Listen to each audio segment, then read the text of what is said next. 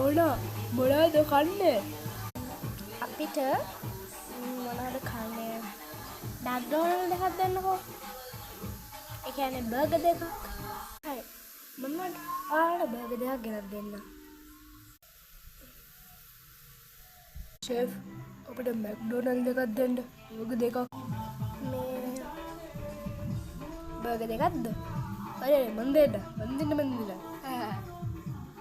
හරි. පුතේ බර්ගර් හොඳයි නේද? හොඳයි අම්මා. මට නම් බර්ගර් හොඳයි.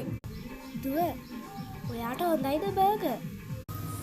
අනේ හොව අම්මා මට නම් බර්ගර් හරියට හොඳයි. ඒත් නංගිගෙන් අහන්න එයා බර්ගර් කනවද දන්නේ නැහනේ. මොනවාද අය අහන්නේ? මම නම් හරි ආසයි. මං ආසම කෑමක් තමයි බර්ගර්. චූටි පුතේ ඔයාට හොඳයිද? මට නම් හොඳයි අම්මා. මං ආසයි බර්ගර් කන්න.